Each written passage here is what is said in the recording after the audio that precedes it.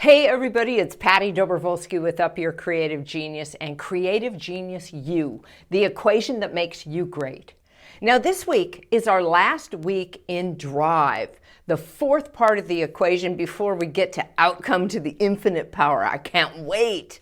So Drive, planning your drive is essential. Why?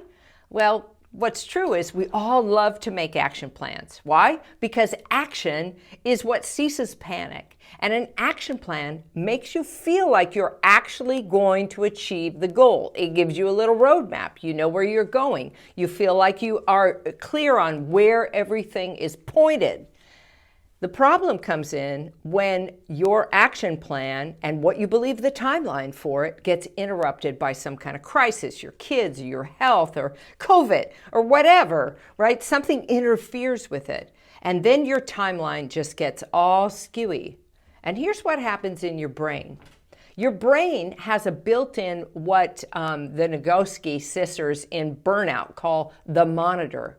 The monitor is a part of your brain that when you are looking at something, trying to achieve the goal, and the timeline gets off, and you start to fall behind, well, it just looks at that and thinks, well, this is maybe not going to happen. And then if you let too much time pass, you don't adjust the timeline or you don't course correct in terms of what the goal will look like or how the steps are that you're going to get there, then your brain is just like, no, we're not going to do this. This is never going to happen. It's going to take you right down that slippery slope into limiting negative beliefs. And you want to interrupt that. And so how do you do that? You do that by reappraising what's happening. And reappraisal is really looking at the whole landscape of what's going on with your goal setting process and then seeing like, what am I learning from this? Or what am I getting out of it? You have to convince your brain, because, you know, it is a robot, really. It's a machine.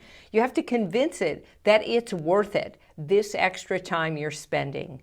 And you also need to know that at some point you need to decide if it's worth it yourself. But if you stop yourself too soon without really reappraising and trying to get yourself into some planful problem solving, meaning that you're going to course correct your action plan, and you do that, you short circuit yourself, you will feel disgruntled, upset, and you will never want to try something again, especially something new. And so this is important for you to know that even though you have a fantastic plan, you need to always assess how it's going. So let's take something like your health, for example. Everybody does goal setting around our health. Too much coffee, wants to reduce it. You know, too much sugar, you want to reduce it. You want to get in shape. You want to get that body back that you had when you were 16. You know, all kinds of things of doing your steps. All of these things are important. So let's use the creative genius equation. Even though you do this all the time with your health, let's do it one more time just for fun. So first, you imagine where it is you'd like to be, maybe 3 months from now, or maybe a year from now at the end of summer when you've had that fantastic tan and summer vacation in your bathing suit, you look awesome, right? You imagine that. Then you use your intuition to tap into the things that you already do well around your health so you can expand and build on them. Or remind yourself of things you've done in the past that have worked well for you, because all of us have some behaviors from the past that we can leverage and use them, right? Then you want to set up your desire for it. Like, how much do you want that and what do you want? Do you want to be able to lift 10 pounds more in each of your arms? Do you want to lose 10 pounds? Do you want to adjust your diet so that really you go from a meat-based diet to plant-based 50% of the time? You want to see yourself and feel what that would feel like. So you build that desire and want for it, and then you create your plan, right? And so one of the ways that I've been planning is by setting up a ladder to my success. And the ladder to my success are all of these small micro actions that I can take.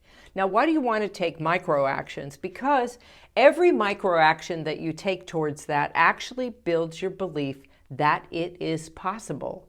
Because every small success you have will keep focusing your attention towards that goal. So if I decide, hey, I want to cut down on my coffee, I'm going to actually even reframe it a little bit so that I build the belief, which is a true belief, that if I'm moderate in my coffee intake, it's actually really healthy for me. And that you might think, oh my gosh, I'm going to have to stop riding my bike outside and I'm going to have to get on that trainer.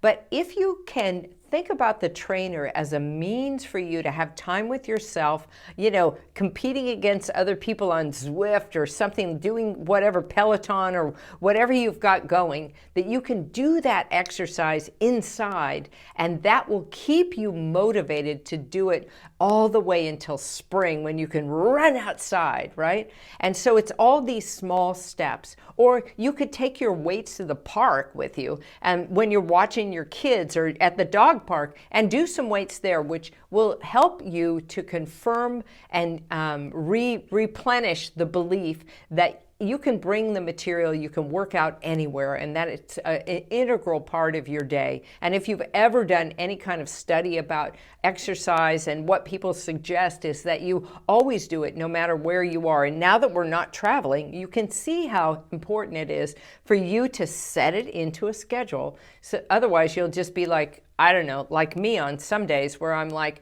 it's 4 o'clock, it must be time for potato chips, right? The really salty vinegar ones. So now you're going to build this ladder for success. So this is your mission this week, should you choose to accept it, is to put out there what your success goal is. So choose something you want, and then set these micro actions, all the little tiny actions you think you'll need to do to achieve that goal. And then every time you do something on that, I want you to check it off and then celebrate that success, knowing that every step is building your belief in creative genius you, that anything you set yourself out to do, you can and will achieve. I know you can do it. This is going to be a fantastic week for you. I can't wait to see you next time. And so until we meet again, post that picture in Facebook or on LinkedIn, or send it to your friend, or post it on your wall. Do something so you can celebrate your success, because you are amazing, creative genius. You.